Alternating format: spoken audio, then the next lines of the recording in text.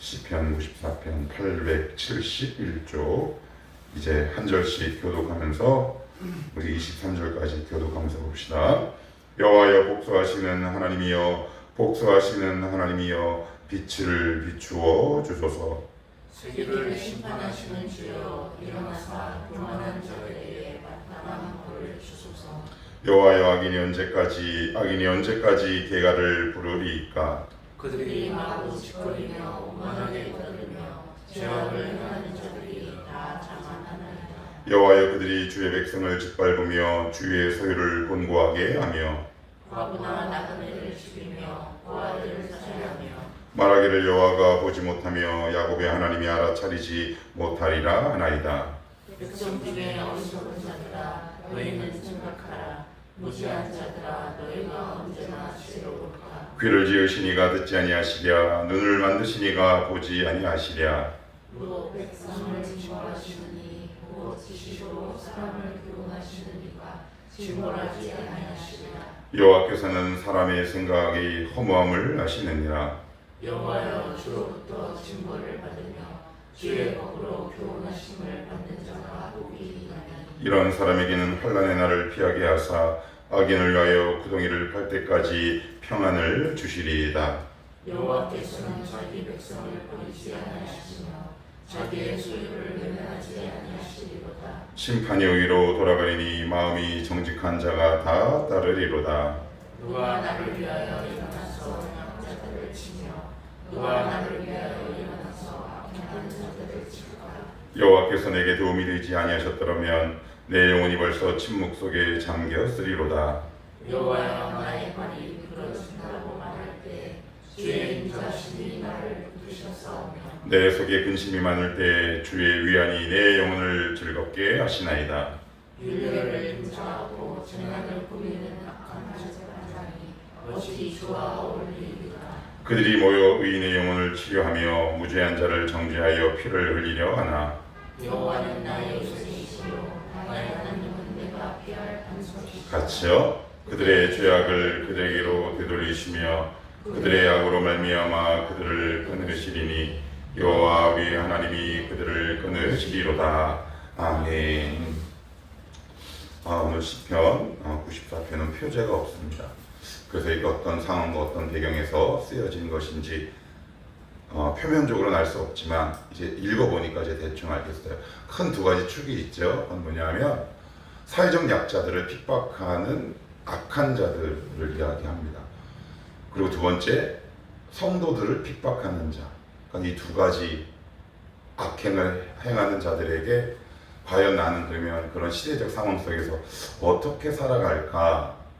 지금 이 시대가 어찌 보면 그럴 시대인지 모르겠어요. 더 악해지면 악해졌지 뭐 좋아지리라는 보장은 없겠죠. 그러면 나는 그 상황과 그런 여건 속에서 어떻게 살아내면 좋을까? 그래서 신정론적, 즉 하나님의 통치가 과연 어디 있는지에 관해서 시편 기자가 굉장히 고민을 많이 했습니다. 그래서 시편의 전형적인 그 흐름처럼 하나님 앞에 탄식을 놓지요. 그러다가 깊이 들어갔다가 다시 V자 형태로 이렇게 쭉 올라갑니다.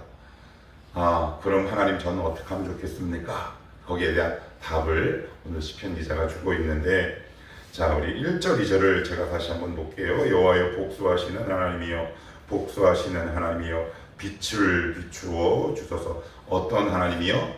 복수하시는 하나님이여. 이사야서 61장 1절로부터 3절 말씀에 이런 말씀이 있습니다.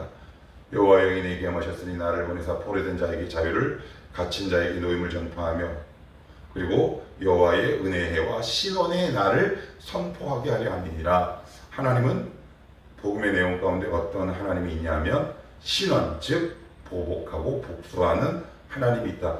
누구를 위해서? 저와 여러분을 위해서. 지금 그것을 기억하며 하나님 앞에 호소하는 거죠. 그런데 여기서 우리가 조금 생각을 해봐야 할 게, 신약 성경에 보면 주님이 이렇게 말씀하시죠. 너희 원수를 어떻게 해요? 사랑하라. 이게 이제 충돌될 수 있는 부분이에요. 하나님의 성품 두 가지, 양대 산맥, 양 날개가 뭐냐면 두 가지가 뭘까요? 사랑과 공의. 그 사랑과 공의가 실현된 것이 어디예요? 십자가잖아요.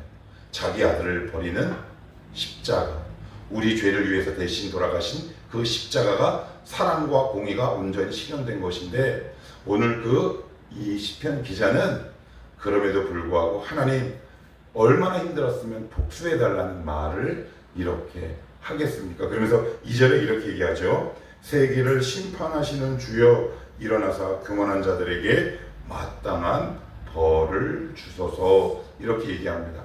그러니까 지금 이 시편 기자가 너무 힘든 상황인 겁니다. 왜 이렇게 힘드냐 하면 저쪽 밑에 보면 이렇게 나와 있어요. 5절 6절 한번 읽어볼까요? 시작. 여호와여 그들이 주의 백성을 짓밟으며 주의 소유를 곤고하게 하며 과부와 나그네를 죽이며 고아들을 살해하며, 이렇게 되어 있습니다. 그러니까 여기서 핍박이라는 단어를 쓰지 않고 6절에 보시면 고아들을 어떻게 해요? 살해, 진짜 죽여버리는 거예요. 사회적 약자들을 죽이고 자기의 이권과 부를 차곡차곡 쌓아오는 모습을 만약에 여러분들이 다니는 직장에서 목격한다면 어떤 생각이 들까요? 여러분 속이 뒤집어지지 않겠습니까? 그런 상황에서 과연 우리는 어떻게 기도하고 어떻게 처신하며 살아가겠습니까? 두 가지가 있죠. 어떤 거냐? 그들과 직접 싸우거나 회피하거나. 그런데 성경은 그렇게 이야기하고 있지 않습니다. 어떻게 얘기하느냐?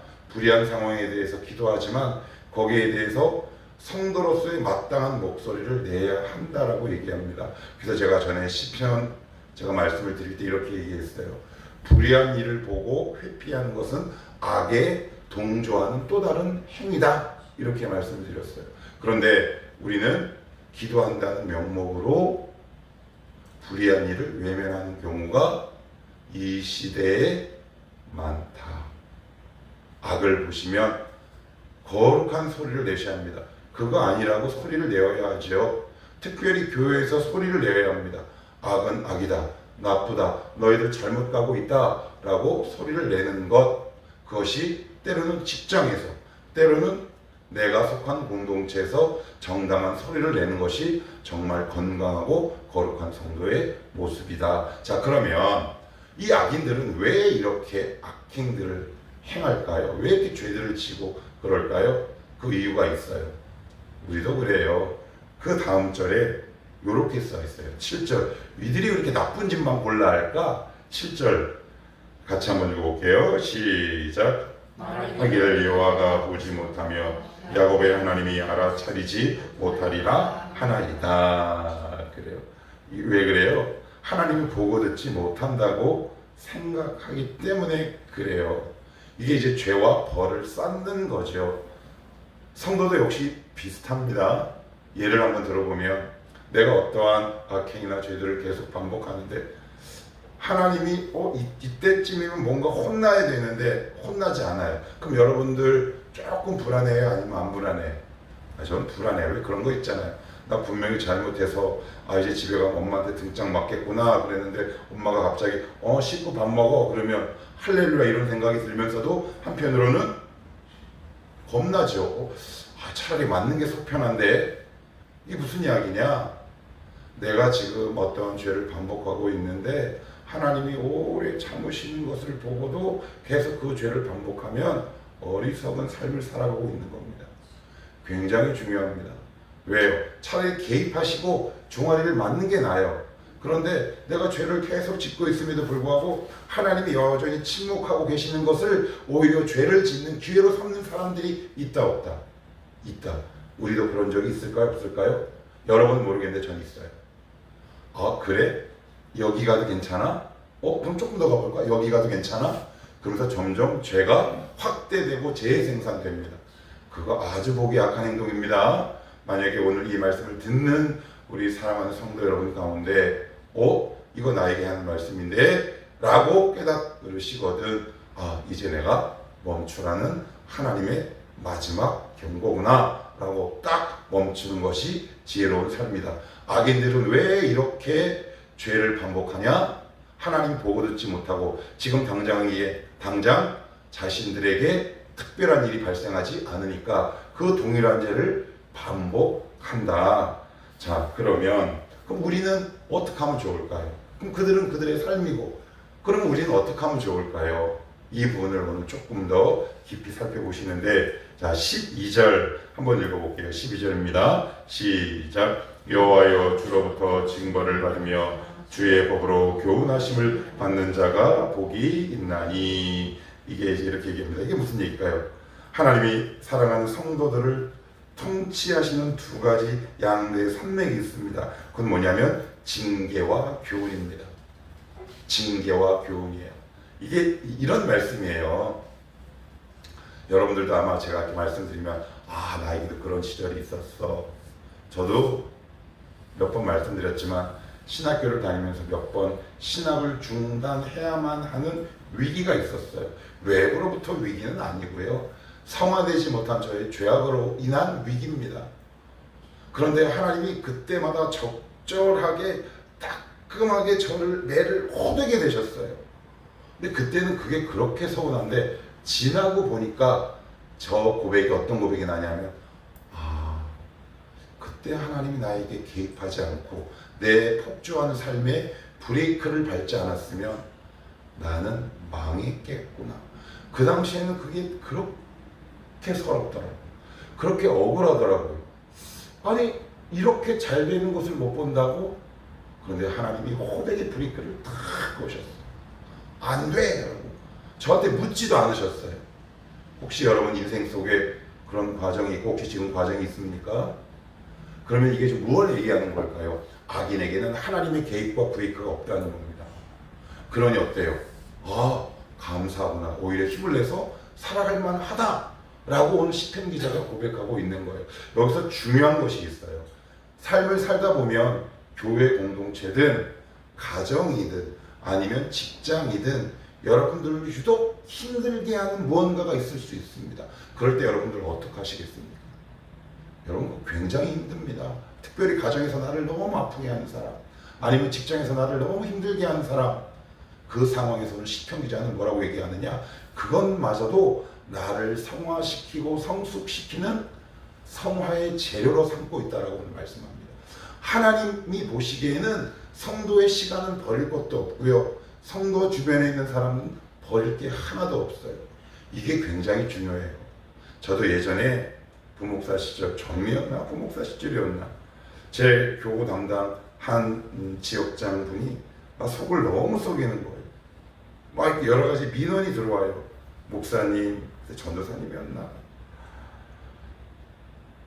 구역장 바꿔주세요, 지역장 바꿔주세요, 이런 이야기가 막 들어와요. 그러면 이제 그분 이렇게 데리고 저기 사람들 안 보이는 데 가서 막 얘기하고 설득하고, 그러기를 한 대여섯 번 했는데 꼼짝 안 하고 여전히 그 지역과 구역에서 말썽을 피우시더라고요.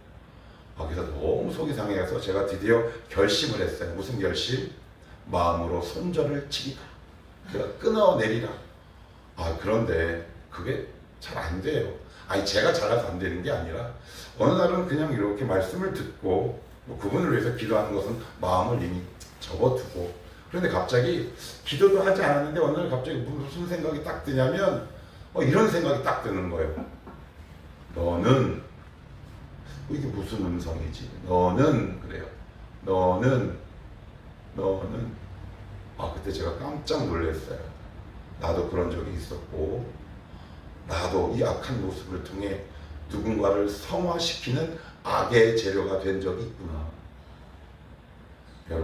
여러분들도 그렇고 저도 그래요. 그렇다면 내 주변에 나를 힘들게 하는 사람들을 하나님이 그럼 왜 보내신 거예요? 나를 성화시키고 성숙시키기 위해서 보낸 걸 시편 기자가 나중에 안 거예요. 그렇구나. 그래서 오늘 12절에 뭐라 그래요? 여호와여 주로부터 징벌을 받으며 주의 법으로 교훈하심을 받는 자가 복이 있나니. 그러면서 17절 결정적으로 이렇게 고백하죠. 같이 읽어볼게요. 시작. 여호와께서 내게 도움이 되지 아니하셨다면 내 영혼이 벌써 침묵 속에 잠겼으리로다. 여기서 내게 도움이라고 나오죠. 이 도움이 뭐냐면 징계와 교훈이에요. 그래서 재미있는 표현이 나오죠. 내가 보기에 너무 힘든 것도 하나님 보시기에 뭐래요? 도움이래요. 인정하세요? 근데 우리 그 당시엔 인정하지 않죠. 왜요? 내가 너무 힘드니까. 저 사람이 저 자식이 나에게 도움이 된다고요? 그때는 힘들어요. 이 상황이 나에게 도움이 된다고요? 지금 여러분들을 이렇게 둘러싸고 있는 환경과 사람이 다 여러분들에게 도움된다고 생각하십니까? 아닌 경우도 많지요. 그러나 우리 한 가지 기억합시다. 하나님 보시기에 하나님의 은혜 가운데 있는 모든 영혼에게는 버릴 것이 하나도 없다라는 사실입니다. 시간, 환경, 사람, 이 모든 것이 나를 거룩하고 성화시키고 성숙시키는 하나님의 거룩의 소재와 재료가 된다라는 사실입니다. 이걸 모르면 어떻게 되느냐? 그 사람과 싸우죠. 그 상황과 싸웁니다. 그 여건과 싸웁니다. 그러면 뭐만 남나요? 상처만 남습니다. 상처만. 그런데 우리 사람은 그렇게 빨리 깨달아지지 않잖아요. 우리 알잖아요. 산전수전 공중전. 여기 뭐 20대들은 모르겠지만 5, 60대들은 이제 알지요? 안 되는, 아직 모르세요? 그럼 조금 더 싸우셔도 좋고요. 하나님은 우리를 둘러싼 악한 악인마저 나를 거룩하고 성화시키는 믿음의 소재와 재료로 삼으신다. 돌아보니 그것이 나에게 뭐가 되었다는 얘기예요? 17절에 따라합시다. 도움. 자, 한번 따라할게요. 너는 나의 도움이야. 네가 나를 살렸어. 이거 어려운 고백입니다. 제법 너무 힘든데. 나 제법 확 짜증나는데. 목회하다 보니까 그걸 알겠더라고요. 하나님, 다양한 분들이 있잖아요. 그분들이 저에게 맞출 수는 없고요. 목회자가 맞춰야죠. 그러다 보면 인간적인 한계에 부딪힐 때 있어요. 근데 그럴 때 어떻게 극복하고 이기냐면, 최근에도 기도하는데 이런 생각이 들더라고요. 맞아. 하나님이 누군가의 영혼을 통해서 나를 더욱 자라게 하신다면, 그래. 그 영혼과 내가 대립각을 세울 필요는 전혀 없겠다. 이런 생각 참 많이 듭니다. 이 말씀이 저에게만 해당되는 말씀이겠습니까? 지금 여러분들 보기에 악한 환경, 악한 사람, 악인이 혹시 누굽니까? 여러분들을 너무 괴롭게 하는 사람 있지요? 환경이 있습니다. 그러나 기억하십시오. 그것이 나에게 결국 도움이 된다는 사실. 그것이 성도의 특권입니다. 그것이 신앙생활하는 맛이겠지요. 그래서 우리는 예수 믿는 겁니다. 그러니 지금 여러분을 너무 힘들게 하고 있는 여러 가지 사람, 악인, 환경, 여건 앞에 이렇게 기도하셔야 합니다.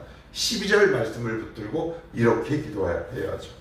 하나님 여호와여, 주로부터 징벌을 받으며 주의 법으로 교훈하심을 받는 자가 복이 있습니다.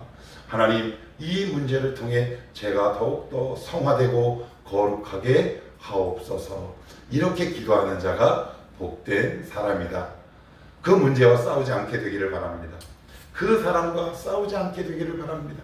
그러나 잘 안 되는 거 저는 왜 모르겠습니까? 목사이기 전에 사람인데, 얼마 전에도 부딪혔는데 알지요. 그러나 그때마다 다시 무릎 꿇는 거죠. 그렇구나. 하나님, 저 사람을 통해 나를 거룩하게 만들고 이 환경을 통해 나를 성장시키고 성숙시키는 하나님의 도움이 있음을 고백합니다. 힘내서 이 믿음의 길을 걸어가 보겠습니다. 그래서 쓸데없는 에너지 낭비하는 것이 아니라 정말 필요한 것에 여러분의 거룩한 정력과 힘을 소모하시기 바랍니다. 그래야 지혜로운 삶이 될 수 있다. 이렇게 삶을 살아가심으로 지금 여러분 앞에 있는 다양한 삶의 문제와 환경, 사람마저도 우리를 거룩하게 하는 하나님의 도움이요, 거룩하게 하는 또 다른 믿음의 소재다, 재료다 라는 사실을 기억하심으로 누구랑 싸우지 말자? 죄랑 싸우지 말자. 무엇이랑 싸우지 말자? 문제랑 싸우지 말자. 우리는 그럼 누구랑 씨름해요? 누구랑 씨름해요? 야곱 누구랑 씨름했어요? 하나님과 씨름했어요. 거기서 이겨내심으로 우리의 야곱 같은 본성이 이스라엘처럼 변하는 아름다운 믿음의 역사가 있기를 주님의 이름으로 축복합니다. 기도합시다.